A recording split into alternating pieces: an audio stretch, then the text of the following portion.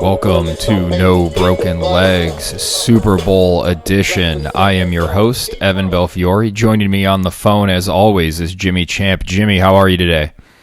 Man, I'm absolutely fabulous. I'm so happy to record this episode. The culmination of all our hard work. Our AFC Super Bowl pick has a chance to get it done, so can't wait to get into this. Yeah, and I guess that's a good place to start is I have a bet on the Kansas City Chiefs to win the Super Bowl from before the season. I would assume you do as well. Yep. So is that affecting how you're approaching betting this game in any way? Do you have any hedges planned out? I don't know. This Super Bowl is just like the NFC playoffs is very confounding to me because I'm still shocked that the Tampa Bay Buccaneers are here. I think it was only rarely during their playoff games to me that they looked like the better team, and somehow they're here. And really, there really wasn't a scare. Somehow Bruce Arians Jedi mind tricked Matt LaFleur into kicking field goals when he was down 8 points. And it just felt like what the Chiefs were able to bring back from last year. All season long, it felt like they were the best team in football. The Raiders played an absolutely perfect game to beat them. Mm-hmm. Every time a team got close, it was normally because the Chiefs were already up 3 scores, and they were fine with their opponent scoring points to run out clock. Like, a lot of their scores, which it ended up hurting us for a while in the middle of the season when they stopped covering spreads. But their games the scores looked deceiving to how much they actually dominated football games. Yeah, they took their foot off the gas in a lot of games, especially third, fourth quarter. And I don't have that feeling about Tampa Bay. And maybe it's because I don't want to have that feeling about Tampa Bay. Maybe that's a big part of it. Maybe because the other 2 teams that I thought would play for the NFC Championship were both in the NFC playoffs and couldn't get it done. But yeah, it's weird that we're talking about a Super Bowl quarterback matchup where one of the quarterbacks threw 3 second-half interceptions the game before. It should have been 4. Threw 3, and it should have been 4. Yeah, it's weird to have that conversation because that just doesn't normally happen. Yeah, maybe it is just that bias of we came into the season feeling like there were only a couple teams that could really challenge the Chiefs, and we both thought Tampa Bay, like you had Tampa Bay pegged. You said you thought they would be hot at one point. Shorted them all year. Yeah, but you thought they would be hot at one point and then turn off.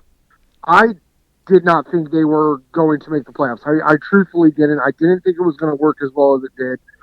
And they were bad. In the regular season, they were bad against good teams, and they beat bad teams, which you would expect a Tom Brady-led offense to do.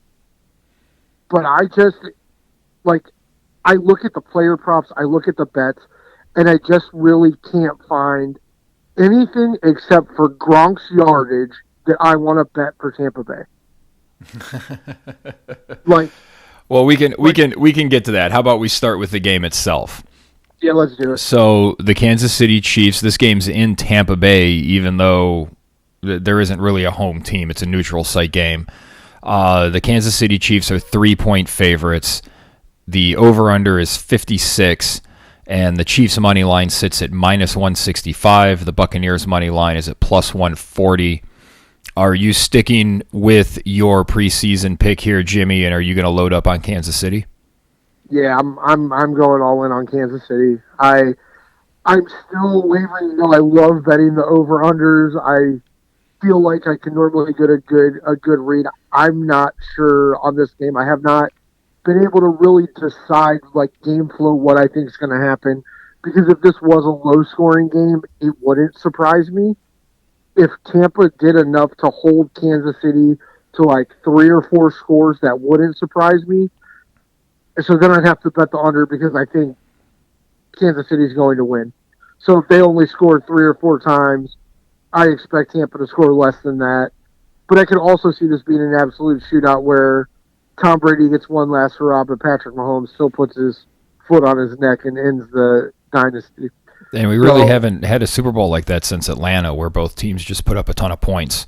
And that's normally when there's two teams that we're focusing on the offenses, it ends up being a lower scoring game than we think. Yeah, I've one of the guys I follow from fantasypros.com who I love, Mike Tagliere, one of the props, one of the things he's looking at, he feels like there could be a lot of sacks in this game, and I'm tending to believe that because we know neither one of these teams want to run the football. Yeah, and Kansas City's does not have either of their normal starting tackles in this game after Eric Fisher got hurt. Nope, and while we can talk about Tampa Bay's offense being suspect for over the last month, their defense has not been suspect. Their defense has been really good. Yeah, but they're going to have to contend with two players that we've just been taking the props over on, Tyreek Hill and, really Travis Kelce. We've been pounding for the better part of 3 months now. And it seems so effortless what they do. Tyreek Hill had just a ridiculous first quarter, I believe it was, against Tampa when they played this game the first time. He had 3 touchdowns. Yes. Do you remember our text message chain during that quarter? Was that just when we were just passing like sheesh just back and forth? Well, Mama, there goes that man. I just can't. I cannot. Tampa's not going to let that happen again. They're going to play 2 deep cover. They have to, right? That's just, they're going to have to play a 2 deep cover zone to not let Tyreek Hill do that again. Well, you know what? That's perfectly fine because then all of our Travis Kelce props will hit. So that's fine. Yeah, that's the complexity of this Chiefs offense. They can just beat you in so many different ways. And they have no problem going with those short, quick 5-yard passes because they'll just keep throwing those to all those guys, and eventually somebody's going to break something, or they'll just march right down the field. Granted, Tyreek Hill, we've talked about it, he probably doesn't get the credit he deserves for actually being a really good wide receiver. He's faster than about every DB on the field, but his routes are really good. He knows the offense. He does a really good job. But they've just got so many weapons with speed. And Patrick Mahomes, and I think this is the thing that amazes me the most about him, is that he's able to do things and throw footballs where you just wouldn't expect him to be willing or able to do, and he does it. Back foot fading away 37 yards across the field, no problem. It's just hard to cover the speed that Kansas City puts on the field for the amount of time that it takes. And we've seen them over and over again when teams do try to get pressure on him. Andy Reid is so great at, well, that's fine. Bring all the pressure you want. I've got 27,000 screen passes in my repertoire, and I will call every one of them and march down the field. So I just don't know. Tampa's had a lot of time. They've got the film from the first game. They can look at what the Chiefs have done in the playoffs. I just don't know. I just don't know how you stop them enough and score enough points, because Kansas City's defense is the motto of what I love, which is you don't have to be good all the time. You just have to be great in spots. And that's what their defense is. They've got a playmaker on each level, and they get the job done. I just don't see how Tampa wins this football game, other than Tom Brady wants it more. I don't know. I don't know how it happens, but I still don't know how they beat Green Bay. So, yeah, I don't know. It's the Tom Brady magic, I guess. There's got to be something to it, right? We talked about it the last 2 weeks. We saw it with Peyton Manning in Denver, and I think we're seeing it now with Tampa Bay and Tom Brady. I just don't think that the Buccaneers are good enough. Kansas City's they have so many weapons. They're spread out all over the field. And you could see 2 weeks ago when they played Buffalo that they were having a lot of fun out there, because you could tell they finally took the reins off. Because I think you would probably agree with me that the Chiefs did not come into the Browns game thinking we got to throw the kitchen sink in this game. Exactly. And you're going to get this is Kansas City in their final form. This is Frieza on Nemec, fourth transformation. I don't see how you slow this offense down when they're just saying we're going to go. And as you said, Andy Reid has no problem throwing screens. They will incorporate end arounds. They'll do all sorts of trick plays and all sorts of stuff to get you looking in one direction so that they can go the other way. And they're just so fast and they can generate points so easily. It's the same question last year. What do you do when Kansas City has 4 drives and they put 20 points on the board? Yep. How do you respond with your 4 drives over that time period?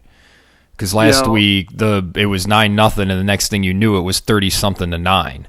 Yep. Whoa, what the hell just happened? And Tampa they have been opportunistic in the playoffs, but they have punted way too many times for me to be confident about them being able to score with the Kansas City Chiefs. Yeah. I think more so than any game they've played in the playoffs, whether it's just Arians not wanting to run the ball or they don't trust the running backs, whatever it is, I think their lack of the running game is going to be what kills them in this game, because the Chiefs, they're gonna take away that check down. Now, I don't know. I mean, I think probably my favorite matchup that I'm most excited for, I assume the way that the Chiefs attack Gronk is to put Honey Badger on him, and I'm excited for that matchup. I think that's really going to be an exciting matchup if that's the way it comes out. But I don't think Gronk is a big part of this offense. I think Gronk's in there to block and be a diversion and run. He's there for 2 plays. We saw it in that New England Rams Super Bowl, where you could just tell they were waiting all game for the moment of break glass when you need a big play and throw it to Gronk. And they did, and they had the one big play to Gronk. And that seems to be what Tampa's doing. They're not looking for Gronk in the middle of the field. They're only looking for him down by the end zone. And I envision Tampa getting down in this game and Brady just peppering Gronk with passes. I really see that. You think happen. It'll be Gronk and not the other young tight end they have? No, I do not. Brady is. If he's nothing, he's predictable when it comes to trust. I want to throw the ball to people I trust, and in a Super Bowl where he's losing, I'm not sure he actually trusts any of these other wide receivers. Although sometimes I think he thinks Scotty Miller is Julian Edelman. So that is something to look at. We saw a number of drops last week, or not last week, but in the championship games, and not just from average guys. Tyreek Hill had a drop. Mike Evans had a drop. That's a good point to make. What happens? We know Kansas City that when a player has a problem, whether it was Hardman's fumble last week, they made sure to get him touches to have him make up for that. Tom Brady doesn't give his guys that chance. Nope. So maybe that's something to look at. Does that affect what we see in terms of the complexity of Tampa Bay's offense? That's a very interesting point. Do you want to get into some of the player props? Oh, absolutely. So I'm just going to go through all of them because there's just a shit ton, and it's a lot of fun.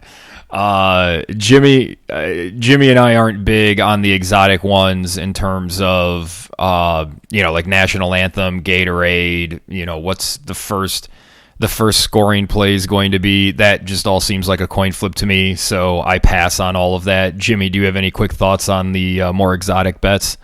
Yeah, I will say the same thing we've talked about all year with our betting, for the course of our podcast, because it's fun, because we're trying to get our knowledge and our information out there. We pick every game, but every week we also look at locks, games where we feel like we know what's going to happen, where we can make money because we believe we know what's going to happen. You have no idea what color Gatorade is in that cooler. And it's fine. I understand it. It's the Super Bowl. It's a fun bet to make. Yeah, I get that, but that's not really what we're here for, right? I want to win money. We want to win money. We don't want to hope, maybe. Okay. And I think that's the way I feel about it. And I understand it, man. If you want to bet all of the craziness, bet it, but don't be upset when you lose everyone, because it really is just pure. I mean, it's pure chance. This is when we should remind everybody to know your limits and stick to those limits. Yep. Absolutely. Okay, so we'll start with the quarterbacks. The over-unders for yardage right now, Patrick Mahomes sits at 332 and a half. Tom Brady sits at 301 and a half. Those are huge numbers. They're expecting a ton of passing in this game. The only thing that I worry about with these two, they seem like easy overs. It is going to be, there's some rain in the forecast. Might be a little bit of a wet track. Is that anything we should worry about, Jimmy? Oh, come on. That wetness isn't going to affect that shortstop for the Kansas City Chiefs, man. So do you like the overs on both of those? No, I'm going to bet Mahomes is over and Brady's under, because I'm just going to keep believing that the Tampa Bay Buccaneers are not as good as the team they're playing in the playoffs. It's burned me for a month, but I'm just going to keep doing it. Well, for reference, Tom Brady went for 280 against the Packers. So the Tampa Bay can put points up without Tom Brady throwing for 300 yards. So I agree with you there. Although I don't feel very strongly about either one of those, because I like Mahomes over. Betting against Tom Brady just feels weird. The two Tampa Bay running backs are Leonard Fournette is sitting at 49.5. Ronald Jones is at 35.5. And I would just take the Ronald Jones under, because he doesn't seem to be a part of this offense anymore. Yeah, I will probably bet both of these unders. There's no, Bruce Arians is not going to win or lose this game by running the football. He's going to win or lose. No, he's not. He's not gonna be like, well, we changed it up with a ground and pound, or in the fourth quarter we were really able to eat up some clock with that 12 running play drive. It's not going to happen. It's just not. And against Buffalo, you could tell the Chiefs were just like, no, we know you only want to pass. We're going to make you only want to pass. Yep. The Kansas City running backs, right now, they've got all sorts. We've got Darrell Williams at 34.5. He's actually ahead of Clyde Edwards-Helaire, who's only at 27.5. Patrick Mahomes is at 18.5. And I actually think Patrick Mahomes has the better chance of being the leading rusher in this game for the Chiefs. Yeah, I actually like all three of these overs. Really? Even with Tampa's strong run defense? I do, because Andy Reid is so good about, you're certain I'm going to pass on this play. Well, here comes the run. And, I mean, I don't understand how, if you're betting player props, I don't understand how you don't bet Mahomes is over on rush yards. You worry about the kneel downs, which affected everybody last year. True, but I think you just throw caution to the wind on that. You can't predict that something like that's going to happen. Yeah, I see multiple opportunities for Mahomes to get outside the pocket and just scamper down the sidelines like he does. But I do think all three of these will hit. And then my favorite running back, rushing yards over under, I should say, is Tom Brady at 0.5. Hammer the under. You don't think he's going to get one of those reach over the goal line touchdowns like he likes to do? No, I do not. Interesting. I wouldn't bet that either. I just think it's an interesting prop bet that it's half a yard. And I'm sure all the action is to the over. I'm sure of that. Yeah, and what's going to be hilarious is he'll get that 1 yard the 1 yard, put the ball over the goal line, and then he'll have like 2 kneel downs at the end of the first half, and he'll be sitting at like minus half a yard. Well, that'll work for me. Okay, let's get into some receiving yards, because this is where we're going to get there's a lot of action to be had here. Tyreek Hill is currently at 89.5. That has been bet down from 93.5, which is really surprising. Well, a 4 yard shift is a lot. But I think I agree with you, but I think most people think exactly how you think, that there's no way Tampa Bay is going to let Tyreek Hill do to them again what he did last time, and y'all are wrong. Bet the over. Well, Tyreek, they'll still find ways to get Tyreek Hill more than a half dozen receptions. So even if it's all underneath stuff, all he's got to do is break one for 20, 25 yards, and you're sitting there going, oh, he's got 7 catches for 90 yards. Just as somebody who did not, we talked about it, what was it, when they played the Browns, we talked about Tyreek Hill probably going over, and it's like I didn't bet it, and then as I'm watching the game going, why didn't I bet Tyreek over? Like, why don't you just bet him over every week? Just do it. Yep. Same thing with Kelsey. Kelsey's at 97.5. I think he gets to 110, 120 easy, because that's just how their offense is set up. Yep. Hardman is at 26.5. Sammy Watkins is at 37.5. Do you have a feeling on who's going to get the third most touches if they do end up? Who's going to benefit if Tampa Bay decides to double Tyreek Hill and Travis Kelce? These for me are stayaways because I have no idea. It probably depends, if they put more ketchup or more mustard on Andy's last burger of the day.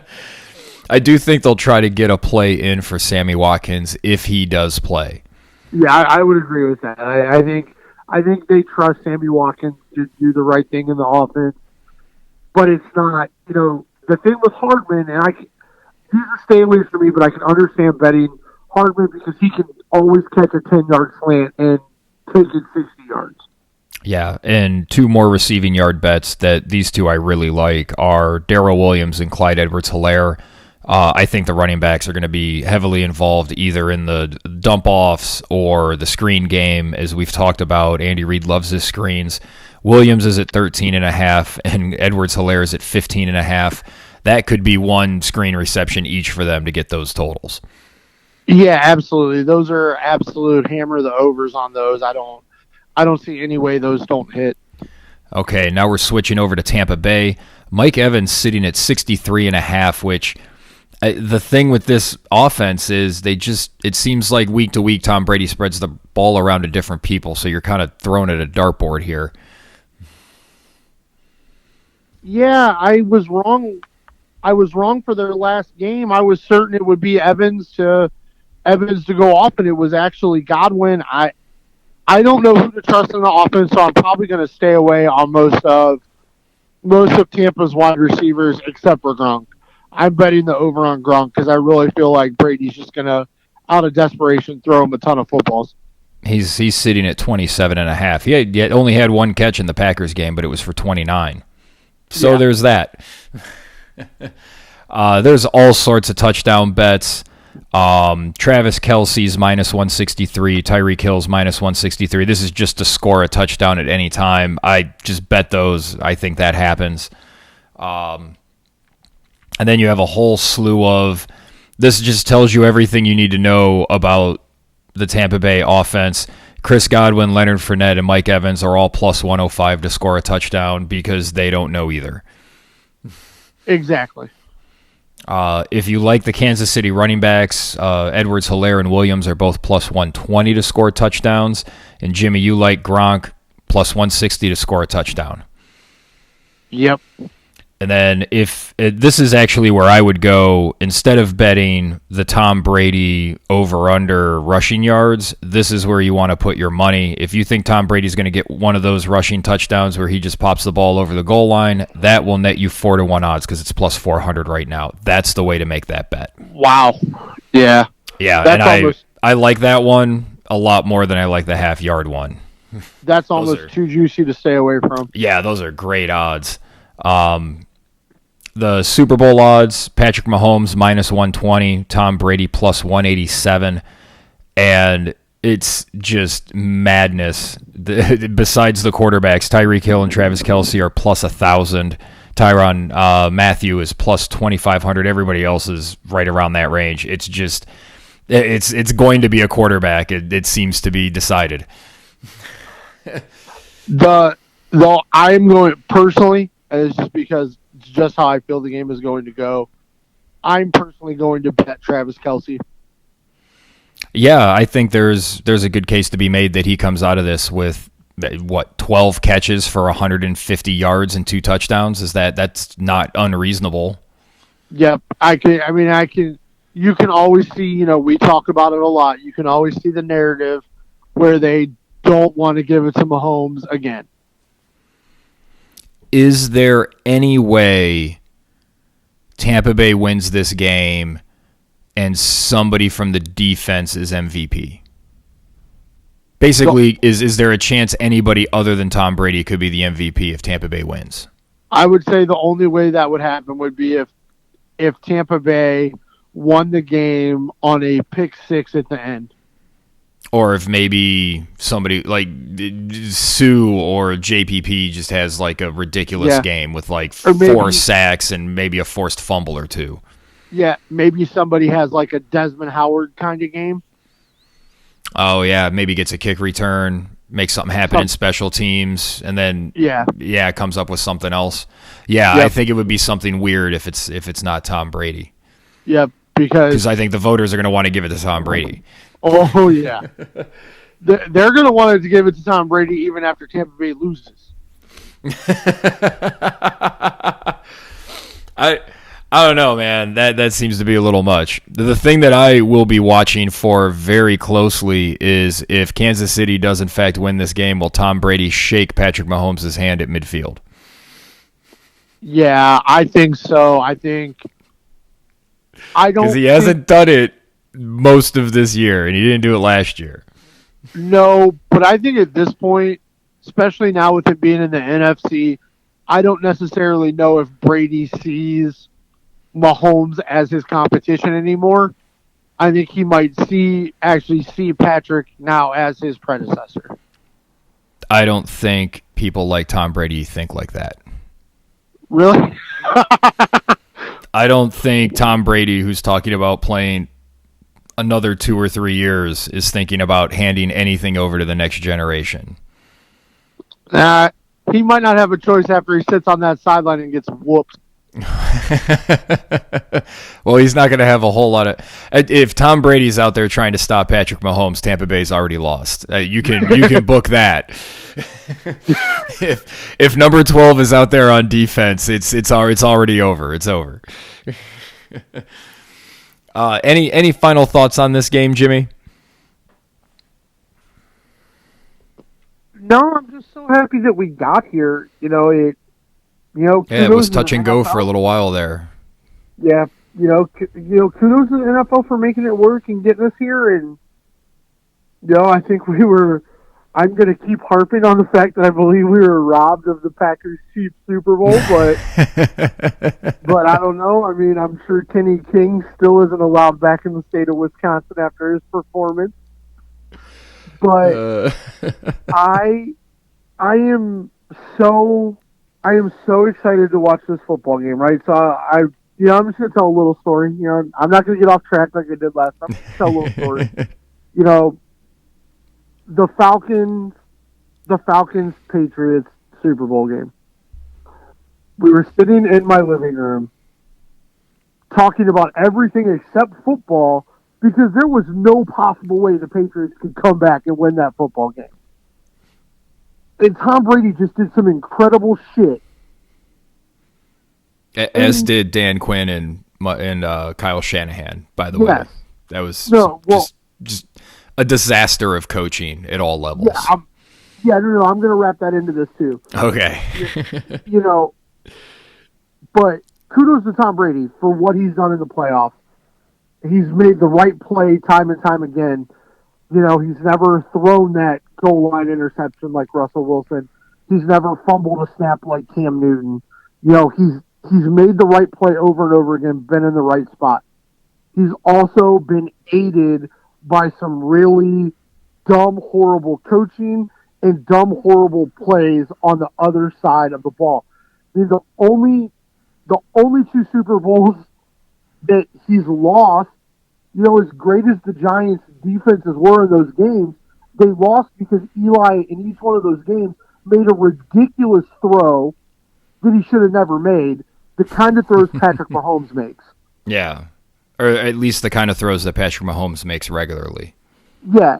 And Andy Reid is not Dan Quinn.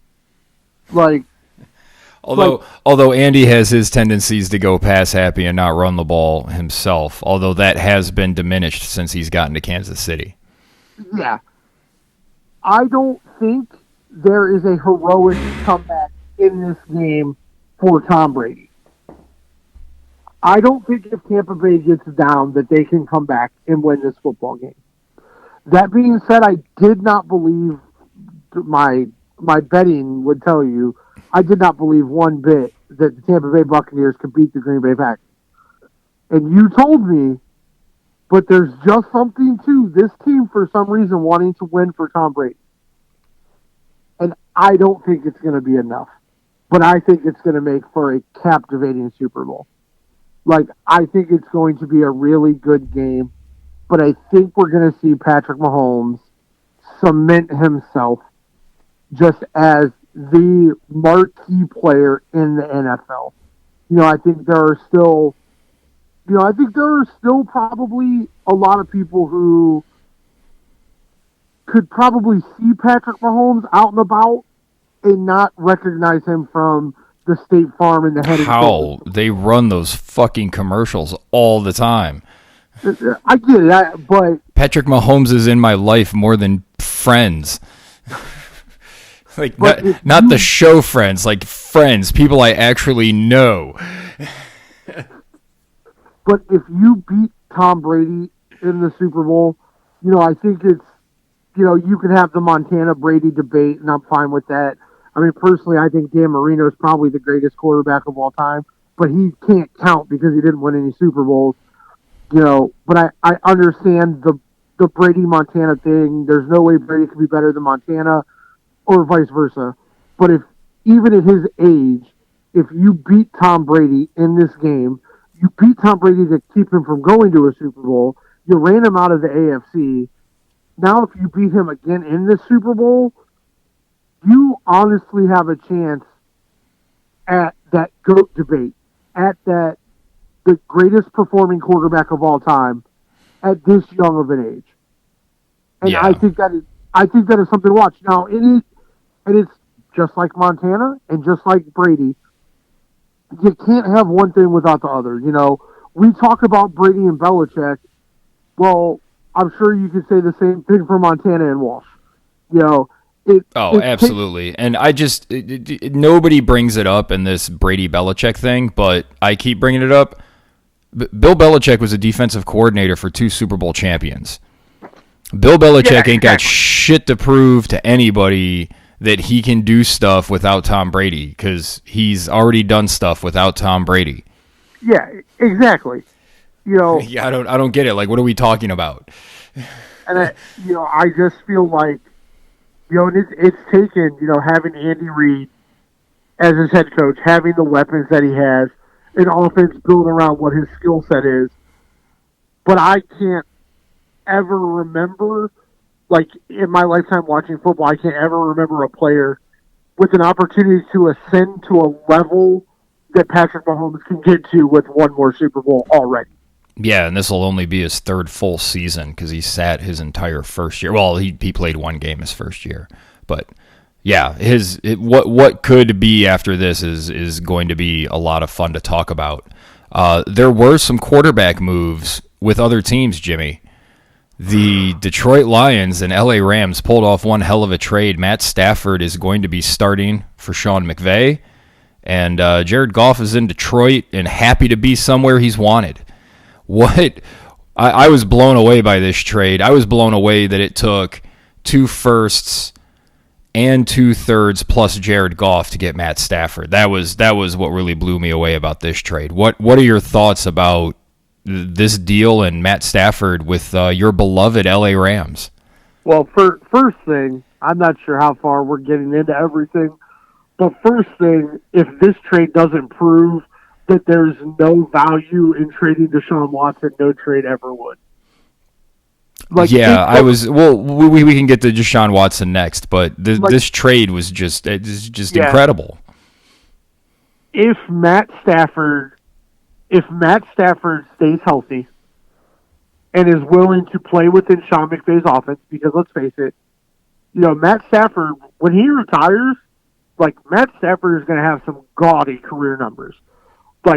He's going to be in places that you'd have never expected Matt Stafford to be. Yeah, and that's because of the era that he played in. And in 5 years, when we talk about Phillip Rivers coming up for the Hall of Fame, I'm going to bring up all those great numbers that Matt Stafford has to show that the numbers are from the era, not specifically related to how good the player was. Yeah, I agree with that. And I also think a lot of those numbers that Matt Stafford has are because he was on bad teams playing from behind and there was no other option. Of course, he has been saddled by playing with bad teams for a bad franchise, which doesn't do a quarterback any favors. Yeah, I absolutely agree.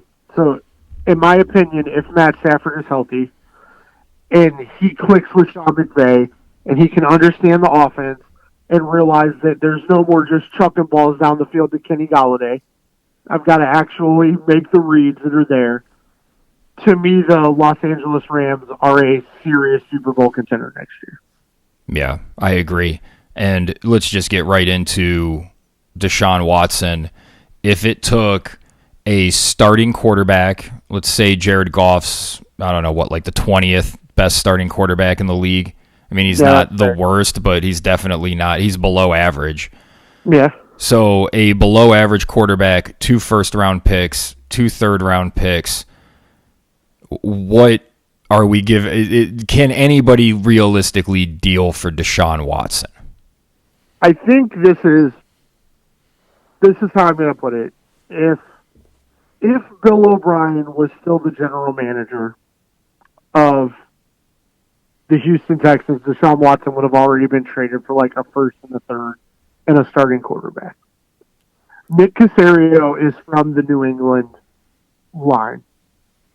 There's no way he's trading Deshaun Watson for less than the Ricky Williams haul. It would take so many first-round draft picks.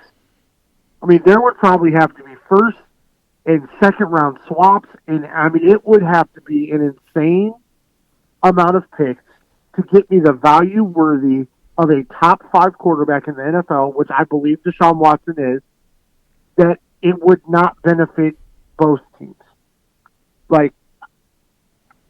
There are teams that seem to think 2 firsts, a second, and a third are enough, and to me, that's just not. It's not enough. Well, the Matt Stafford deal shows you that that's not enough. And we've talked about this. I don't know what the number is. To me, it's 5 or 6 first-round draft picks. And I don't even know if that gives you the value. I really don't know how you could trade Deshaun Watson. Now, does Deshaun Watson have the option of sitting out, going the Carson Palmer route, and, semi-retiring? He's got all of those options in play. I don't know what Deshaun Watson's going to do, but I don't see Deshaun Watson being traded. I don't understand how you could trade him. Well, the reports right now are that he plans to sit out the entire season. Earlier today, it was reported he changed all his Twitter stuff, so there's no mention of the Texans, which we've seen this happen with basketball players before. And it usually precedes them beneing traded. Yeah. I can't imagine. Here's what I'll say. I heard on Cleveland radio somebody referred to the Houston Texans as the new Cleveland Browns. And I think that's the best way to look at this situation. Because when the Browns were the Browns before the clown show ended this year, so this is recent memory. Yeah. This is something the Browns would do. They'd get in a situation like this because of not really any one specific thing, but because of a series of bad decisions, bad moves. Everybody keeps saying it was a year ago that they were up 24-0 on the Kansas City Chiefs in the playoffs. Yep. And the compound interest on not firing Bill O'Brien the franchise is toast. It's completely toast. And even if Deshaun Watson comes back, he's not going to be engaged playing for the Texans. I don't know what their out is. They have nothing but bad decisions or bad choices. It seems like they've just made a complete fucking mess of this. And it's really great that this is happening somewhere that's not the Cleveland Browns. I enjoy watching this from afar. It is, but it's also very strange to me. Okay, so here's the thing. I have a question for you. You know, we've both grew up in Portage County, Ohio. You know any racists? You know any people that are prejudiced? Oh, yeah, I know a lot. Do they do a very good job of hiding it? No, it's very, very poor. Very poor. So here's the thing. Deshaun Watson signed his contract extension with the Texans after the DeAndre Hopkins trade. He now wants to talk about his problems with the front office. I highly doubt that Cal McNair was somehow showing some other side of himself when apparently the people in the office in the Texans organization refer to him as Tommy Boy. Like, it's hard for me to believe that there's anything that's happened this year that wasn't evident before. The Jack Easterby thing, if you're, just Google his name if you don't know much about it. It's really weird. He's like the Bill O'Brien behind Bill O'Brien. Yeah, it's really weird, and I'm sure that has some effect. So many layers of incompetence. But I don't think Deshaun Watson is doing himself any favors by being so cryptic and not honest about whatever it is that has put him in this situation. Because the last public talking that Deshaun Watson actually did, where it was legitimate Deshaun Watson on the books, was, this is weird for me. I've never lost like this before. And he hasn't had a true, these are my words coming out of my mouth moment since then. Yeah, he's only had a few Twitter posts. And it seems that I think he's more upset about the respect factor, which I think plays into what we think bigotry plays a real big part of this in the ownership group there, not just in terms of not wanting to let the black quarterback decide what's going on in the franchise, but I think there's also a very real class thing here where I'm the owner and you guys are my employees, so shut the fuck up. Yep. And to not even call Deshaun Watson and let him know what moves are being made, that he's finding out about it through Twitter or he's finding out about it through other people reaching out to him, that just shows a complete lack of respect to Deshaun Watson and his place on the team as the quarterback and as the face of the franchise. Yep. And it's just weird. I just don't know how it's going to end. The only thing that hurts Deshaun, and I can understand, his stance, but the NFL is not the NBA. You're not going to play in the NFL, at least not the way Deshaun Watson plays quarterback. You're not going to play in the NFL for 12 years. I don't know if you can chance sitting out a whole season and losing that accrued season towards your retirement. He's got a hell of a choice to make. I don't know what choice he's going to make. It's going to be crazy to see because I don't see how the Houston Texans, like, the thing is, Like, they're going to get criticized now, But if they get anywhere near value for for Deshaun Watson, if the Houston Texans can do that, like, they're going to get destroyed in the media now. But 5 years from now, the Houston Texans will have won the trade, without a doubt. If they actually get somewhere near market value for Deshaun Watson, which has to be like 5 firsts and a second. So that begs the question. Do you think Deshaun Watson will be the starting quarterback for the Houston Texans next season? Yes. I lean towards yes, because I don't think Houston's going to trade him, but I really think he's going to sit out the year. I think that's a real thing that he's considering now, and he's not going to be there for voluntary OTAs. You can just cross those off. That's not happening. Yep. The next big moment will be when mandatory training camp opens up. Is he going to be there? What happens then? I guess that's the next moment, because I don't see Houston trading him. And if they do trade him, they'll have to do it before the draft. You got to get some draft picks in now, because they have no draft capital. And the thing that I wonder about if I'm Deshaun Watson is, I just signed, this long contract extension. Do I, because I can honestly say I haven't really researched it. I don't know if he can pull a Carson Palmer and retire, air quotes, and then next year be signed by another team. Like, I don't know how that works. I don't see Nick Caserio trading him. I just don't see it happening. I don't see a team.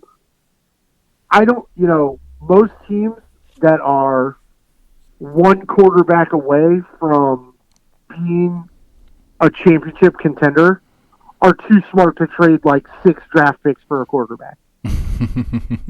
Yeah, especially your next 4 first rounders plus a second. Let's say it's 4 firsts and 2 seconds.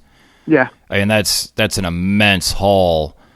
And you have to look at your roster and say, okay, we have 0 holes, because you have to have 0 holes to make that trade. 0 holes to make that trade, because you're just taking stabs at guys after that. Yep.